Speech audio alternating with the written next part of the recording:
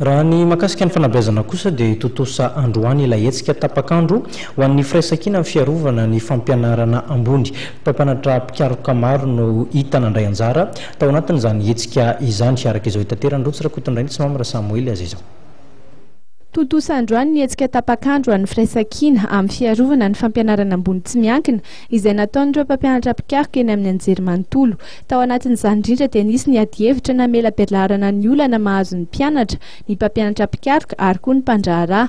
Natokana indrindra ho andro iray fiaraha-mientan'ny mpampianatra mpikaroka ihany koa ny androany mba hamerenana milony ny asan'ny fampianarana ambony eny Ankatso. Tena marina zany tsy fisian'ny vola ety amin'ny université eo amin'ny 300 ny fampandehanana ny université no tonga ety amin'ny université.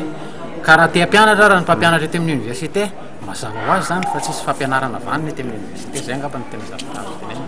Sosokevitra amin'izay zany dia hoe ametra-panontaniana amin'ny fanjakana hoe fa politika inona marina no apetrakareo ho an'ny fampianarana ambaratonga ambony eto Madagasikara.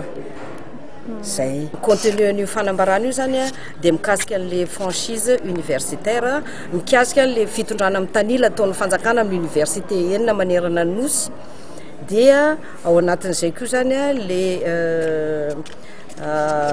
fanomezana asiny ny mpampianatra sy ny fampianarana ambaratonga ambony mpanjakana.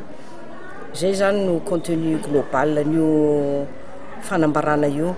Mahakasika indrindra ny olana mahazo ireo mpampianatra mpikaroka dia efa nisy ny fifanarahan'izy ireo tamin'ny ministeran'ny vola sy ny teti-bola izay nilaza fa efa nalefa 100 isan-jato any amin'ny ministeran'ny fanabeazana ambony ny vola izay tokony ho an'ny CCS 5 kosa ny 2,3 isan-jato ny vola io ihany no tonga teny amin'ireo mpampianatra mpikaroka ka izany indrindra no angatahan'izy ireo fanazavana eny anivon'ny ministera. Tsy mbola mieritreritra ny tokony anefa ireo mpampianatra mpikaroka fa kosa hitsinjo ny fahavitan'ny fianaran'ireo mpianatra.